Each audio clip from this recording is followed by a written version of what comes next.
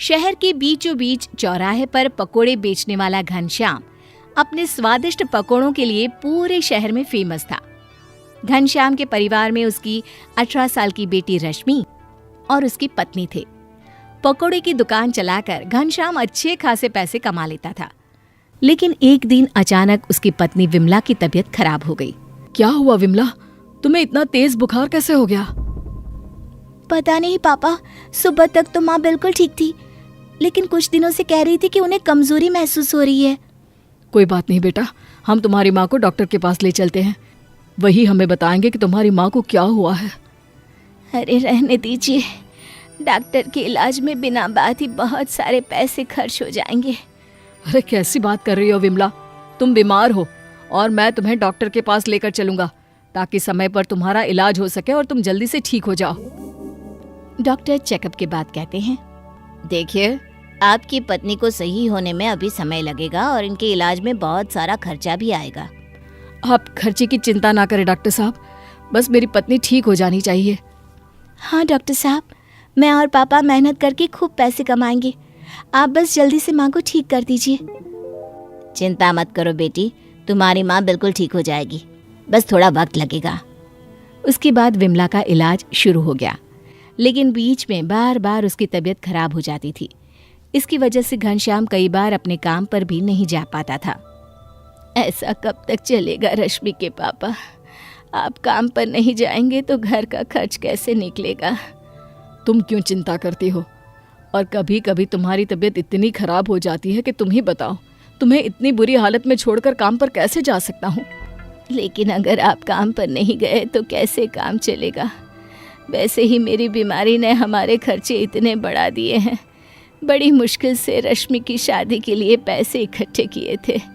माँ, मेरी शादी की चिंता ना करे, जब तक आपकी तबीयत ठीक नहीं होगी तब तक मेरी शादी कैसे अच्छे से होगी? पहले आप ठीक हो जाइए, उसके बाद सब कुछ हो जाएगा। अगले दिन घनश्याम अपने पकोड़े का ठेला लेकर काम पर जाने लगता है। पापा, मैंने आपके ठेले पर पकोड़ों का सारा सामान बनाकर रख दिया है, आपको कोई परेशानी नहीं आएगी। लेकिन फिर भी अगर कोई काम हो तो आप मुझे बता दीजिएगा। तुम्हारे जैसी बेटी हो ना, तो माँ बाप कभी दुखी नहीं रह सकते। तुम कितनी अच्छी हो बेटा, तुम्हारे जैसी बेटी पाकर तो मैं धन्य हो गया। ऐसा क्यों कह रहे हैं पापा? घर के काम करना तो मेरी जिम्मेदारी है। शाम को जब घनश्याम लौटकर वापस आता है तो काफी दुखी लग रहा था। क्या हुआ पापा, सब ठीक तो है ना? आप इतने उदास क्यों हैं? बेटा तुम अपनी माँ से कुछ मत कहना, लेकिन मुझे धंधे में बहुत नुकसान हुआ है। बीच में कई बार ठेला नहीं लगाने की वजह से मेरे ग्राहक छूट गए हैं। आज तो पूरा दिन 1 रुपए की कमाई भी नहीं हुई। कुछ समझ में नहीं आ रहा क्या करूं। ये आप क्या कह रहे हैं पापा? सच कह रहा हूं बेटा, पूरा दिन धूप में खड़ा रहा, सारे पकोड़े भी बेकार गए, एक ग्राहक नहीं आया। लगता है हमारा वक्त खराब चल रहा है। नहीं पापा, हमें ऐसा नहीं सोचना चाहिए, हमें कुछ और सोचना होगा। कुछ और का क्या मतलब बेटा? पापा, हमें कुछ ऐसा करना होगा जिसकी वजह से आपके पुराने ग्राहक भी वापस आ जाए और साथ में आपके पकोड़े की दुकान फिर से फेमस हो जाए। लेकिन ऐसा कैसे होगा? और कुछ भी नया काम शुरू करने के लिए तो मेरे पास पैसे ही नहीं बचे बेटा। ऊपर से तुम्हारी माँ की तबीयत भी। मेरे पास एक आइडिया है पापा। अब तक आप जो पकोड़े बनाकर बेचते थे वो तो शहर में और भी लोगों के पास मौजूद है, क्यों ना आप कुछ नया बनाएं? नया मतलब? पकोड़े में क्या नया बन सकता है? पापा, मैगी के पकोड़े बनाना शुरू कर दीजिए ना। मैगी बच्चों को भी बहुत पसंद होती है और मैगी के पकोड़े बहुत ही अलग हटकर होते हैं। तुम्हें सच में लगता है कि लोग मेरी दुकान पर मैगी के पकोड़े खाने आएंगे? हाँ पापा, जरूर आएंगे। ठीक है बेटा, अगर तुम कहती हो तो कोशिश करके देखता हूँ। जानते हैं पापा, मैगी के पकोड़े बनाने में आपको ज्यादा मेहनत भी नहीं करनी पड़ेगी, बहुत आसानी से बन जाएंगे। चलिए मैं ही सिखा देती हूँ आपको। रश्मि ने अपने पापा घनश्याम को मैगी के पकोड़े बनाने की रेसिपी सिखा दी। अगले दिन सुबह जब घनश्याम अपना ठेला लेकर काम के लिए निकल गया और शाम को लौटकर वापस आया तब। पापा बताइए, कैसा रहा आपका दिन? और वो मैगी के पकोड़े खाने ग्राहक तो आए ना? नहीं बेटा, आज भी कोई बिक्री नहीं हुई, सारा माल खराब हो गया। मुझे नहीं लगता तुम्हारा आइडिया काम आएगा। पापा, आप इतनी जल्दी हिम्मत क्यों हारते हैं? कोई बात नहीं, कल मैं भी आपके साथ चलूंगी। लेकिन तुम्हारी माँ बीमार है, वो घर पर अकेली कैसे रहेगी? आप माँ की चिंता ना करें, पड़ोस वाली काकी को बोलकर जाऊंगी कि वो माँ के पास रुक जाए। अगले दिन रश्मि भी घनश्याम के साथ जाती है। वहां जाकर रश्मि ने देखा कि कोई भी ग्राहक घनश्याम के ठेले पर नहीं आ रहा था। अभी देखिएगा पापा, बहुत सारे ग्राहक आपकी दुकान पर आएंगे। अच्छा, लेकिन तुम ऐसा क्या करोगी? रश्मि ने जल्दी से एक कागज उठाया और उस पर लिख दिया, आपके शहर में पहली बार पेश है मैगी के पकोड़े, बड़ों के साथ बच्चों की भी पसंद। अरे वाह बेटा, तुमने तो बहुत जल्दी इतना सुंदर पोस्टर बना दिया। देखना पापा, इसे पढ़कर बहुत जल्दी आपकी खूब सारी बिक्री होने वाली है। रश्मि के पोस्टर लगाने के कुछ ही देर बाद एक बड़ी सी कार वहां आकर रुकी। उस कार के अंदर बैठी हुई एक अमीर औरत ने रश्मि को बुलाकर पूछा, क्या सचमुच आपके पास मैगी के पकोड़े हैं? जी मैडम, मेरी बेटी को मैगी बहुत पसंद है, एक प्लेट पकोड़े दे दीजिएगा। घनश्याम जल्दी से दौड़कर मैगी के पकोड़े बनाकर उस अमीर औरत को दे देता है। पकोड़े खाने के बाद, अरे वाह, इनका स्वाद तो बहुत अच्छा है और बहुत अलग हटकर। मेरी बेटी का बर्थडे 2 दिन बाद है और मैं आपको पकोड़े के लिए एक बड़ा ऑर्डर देना चाहती हूँ।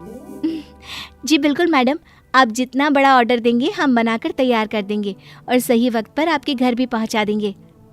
ठीक है, लगभग 100 लोग पार्टी में आने वाले हैं। आप उनके लिए पकोड़े बनाकर मेरे घर डिलीवर कर देना और ये लीजिए एडवांस पैसे। उस औरत की जाने के बाद, अरे वाह रश्मि बेटा, आज तुम्हारी बुद्धिमानी की वजह से हमें इतना बड़ा ऑर्डर मिला है। पापा अब आप देखना, आपकी पकोड़ों की दुकान पहले से भी ज्यादा अच्छी चलेगी और हमारी गरीबी वाले दिन भी ज्यादा नहीं रहेंगे। तुमने बिल्कुल ठीक कहा बेटा, तुम्हारी बुद्धिमानी की वजह से अब हमें गरीबों वाली जिंदगी नहीं जीनी पड़ेगी और तुम्हारी माँ का इलाज भी अच्छे से हो जाएगा। अंजू एक स्टोर में सेल्स गर्ल का काम करती थी। उसके माता पिता एक झोपड़ी में रहते थे। अरे क्यों मॉल में जाकर सारा दिन काम करती है? 4 घर पकड़ ले बर्तन करने के लिए, 2 घर काम करो फिर ब्रेक लेकर घर आ जाओ। माँ, मैं ना कुछ बड़ा करना चाहती हूँ। मैं शादी भी करूँगी तो किसी पैसे वाले से करूँगी। हाँ, पैसे वाले तुझसे शादी करने के लिए इंतजार कर रहे हैं ना। देख, एक लड़का है रिक्शा वाला, अपनी निजी रिक्शा और झोपड़ी भी खुद की, गैस सिलेंडर भी घर में है। अच्छी बात है, लेकिन मैं झोपड़ी में नहीं, बाहर वो पक्के मकान देख रही हूँ, वहीं शादी करूँगी। और हाँ, कल से मेरी क्लास शुरू हो रही है, नर्स का काम सीखूंगी मैं अब। अस्पताल में नर्स को बहुत अच्छे पैसे मिलते हैं। हाँ, पर जो पैसे कमा रही है वो घर पर दिया कर। वो कार्स वर्स करने के लिए पैसे नहीं है हम लोगों के पास। पापा, सरकार करवा रही है फ्री में, समझे? बेटी बचाओ बेटी पढ़ाओ। चलिए मैं चलती हूँ। पता नहीं ये लड़की क्या करेगी, इतने ऊंचे सपने देखती है और उछलती रहती है उसे पकड़ने के लिए। अंजू अब सारा दिन मॉल में काम करती, शाम को नर्स का काम सीखती और रात घर में काम करती। फिर एक दिन, माँ, मैंने मॉल की नौकरी छोड़ दी है। अरे नौकरी छोड़ दी तो क्या करेगी अब? मैंने एक अस्पताल ज्वाइन किया है, नर्स बन गई हूँ। ये देखिए कितने सुंदर सफ़ेद कपड़े हैं और ये कैप, कल पहनकर निकलूंगी तो बताना कैसी लग रही हूँ। अगले दिन अंजू नर्स के कपड़े पहनकर निकलती है तो सारे उसे देखने लगते हैं। ऐसा लग रहा है जैसे कमल खिलाया हो कीचड़ में। कितनी सुंदर लग रही है हमारी अंजू। हाँ हाँ, अब नज़र मत लगा देना, वैसे भी अभी तो उसकी शुरुआत है। भगवान उसका साथ दे रहा है, अभी तो उसे आगे बहुत जाना है। अस्पताल में अंजू को दूसरी नर्स बताती है, देखो अब तक कॉलेज में जो कुछ सीखा है ना, उसका प्रैक्टिकल यहाँ होता है। अंजू अभी बात कर ही रही थी कि वहाँ एक औरत आ जाती है जो काफ़ी घबराई होती है। मुझे डॉक्टर के पास ले चलो, मुझे सांस लेने में दिक्कत हो रही है, मर जाऊंगी, बचा लो मुझे। अरे अरे, पहले तो आप शांत हो जाइए, डॉक्टर अभी 2 मिनट में आ ही रहे हैं। क्या अस्पताल में डॉक्टर नहीं है? अरे कैसा अस्पताल है ये? देखिए डॉक्टर साहब है, लेकिन किसी और पेशेंट को देख रहे हैं। हम लोग फ़ोन कर देते हैं, वो अभी आ जाएंगे। शिखा मैम, ज़रा सर को फ़ोन करिए ना। अंजू फिर उस औरत को लेकर कुर्सी पर बिठाती है, उसे सांस लेने के लिए कहती है, उसकी पीठ सहलाती है और उस औरत का हौसला बढ़ाती है। थोड़ी ही देर में वो औरत शांत हो जाती है और धीरे धीरे सांस लेने लगती है। दूर खड़े डॉक्टर अंजू को देख रहे होते हैं। अंजू, पेशेंट को अंदर भेज देना, मैं कैबिन में जा रहा हूँ। पेशेंट के जाने के बाद डॉक्टर अंजू को बुलाते हैं। वाह अंजू, तुमने तो उस औरत को बड़ी जल्दी से शांत कर दिया। तुमको डर नहीं लगा अगर उसे कुछ हो जाता तो? कुछ नहीं होता सर, वो बस घबरा रही थी। फिर आप भी तो आ ही रहे थे। वैसे अगर मरीज के साथ हम भी घबरा जाए तो उन्हें हौसला कौन देगा? वो लोग हमें देखकर ही तो हिम्मत रखते हैं, है ना? डॉक्टर अंजू से काफ़ी प्रभावित होते हैं और कुछ ही दिनों में कड़ी मेहनत से अंजू का प्रमोशन हो जाता है, सैलरी भी बढ़ जाती है। माँ पापा, अब हम लोग यहाँ नहीं रहेंगे। अरे तो अपनी झोपड़ी छोड़कर कहाँ जाएंगे बिटिया? माँ, मेरे अस्पताल की तरफ से हम लोगों को क्वार्टर मिल रहा है। दरअसल अस्पताल में कभी भी मेरी ज़रूरत पड़ सकती है, तो इतनी दूर नहीं रह सकती। वैसे भी माँ, अब हम लोगों को इस झोपड़ी में रहने की कोई ज़रूरत नहीं है। कपड़े और ज़रूरी सामान पैक कर लो, बाकी उस घर में सारा सामान है। माता पिता अब झोपड़ी से निकलकर अस्पताल के क्वार्टर में आते हैं। आसपास का माहौल काफ़ी अच्छा होता है, कहीं डॉक्टर्स की फैमिली तो कहीं मेडिकल स्टाफ। झोपड़पट्टी के माहौल से कहीं ज़्यादा स्वच्छ और साफ सुथरा। गर्व होता है मुझे अपनी बेटी पर, लेकिन बेटी के साथ कब तक रहेंगे? और यहाँ रिक्शा भी नहीं चला सकता। लोग क्या कहेंगे, बेटी इतनी बड़ी नर्स और बाप रिक्शा चला रहा है। तभी वहाँ अंजू आ जाती है। पिताजी, मैंने आपके लिए अपने अस्पताल में बात की है, स्टोर कीपर की नौकरी के लिए।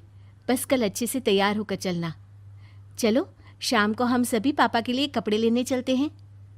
अंजू मार्केट में माँ और पिता के लिए अच्छे अच्छे कपड़े खरीदती है, रेस्टोरेंट में खाना भी खिलाती है। अगले दिन, अरे आप तो अंजू के पिता हैं, आपसे क्या पूछूं? आपकी बेटी काम के प्रति इतनी ईमानदार है कि साफ पता चल जाता है ये शिक्षा माता पिता से ही मिली होगी। कल से नौकरी पर आ जाइएगा। अंजू घर जाकर पिता से पूछती है, कैसा रहा इंटरव्यू पापा? बहुत मुश्किल सवाल तो नहीं पूछे? लग गई क्या नौकरी? वो सर जा चुके थे और मैं काम में व्यस्त थी तो बात ही नहीं हो पाई। अरे मैं तेरा पिता हूँ, इतना ही काफ़ी रहा नौकरी देने के लिए। कल से जाना है। मैंने तो सोचा भी नहीं था कि मैं जो धूप बारिश सर्दी गर्मी में लोगों को बिठाकर रिक्शा खींचा करता था, कभी एसी वाले कमरे में बैठकर भी काम करूँगा। ये सब तेरे कारण हुआ बेटा। अंजू पिता की बात सुनकर खुश हो जाती है, लेकिन तभी एक फ़ोन आता है। पापा, अस्पताल में इमरजेंसी है, मुझे जाना होगा, आप लोग खाना खा लेना। अंजू अस्पताल जाती है, जहाँ वही महिला फिर घबराकर अंजू को ढूंढ रही होती है। अरे बेटा, अंजू कहाँ थी? कब से तुझे ढूंढ रही हूँ बेटा, सांस फिर से नहीं आ रही। अंजू फिर से उस महिला का हाथ पकड़कर उसे बाहर पार्क में ले आती है, उसे हौसला देती है, पीठ सहलाकर ठीक करती है कि तभी दूर से एक हैंडसम सा लड़का आता है। तो माँ, ये है तुम्हारी मैजिकल एंजल। अंजू लड़के को देखकर स्माइल करती है। Magical angel? अच्छा नाम है, लेकिन ये मेरा काम है। मैं आपको तरीका बता दूंगी, आप घर पर ही आंटी को ठीक कर सकते हैं।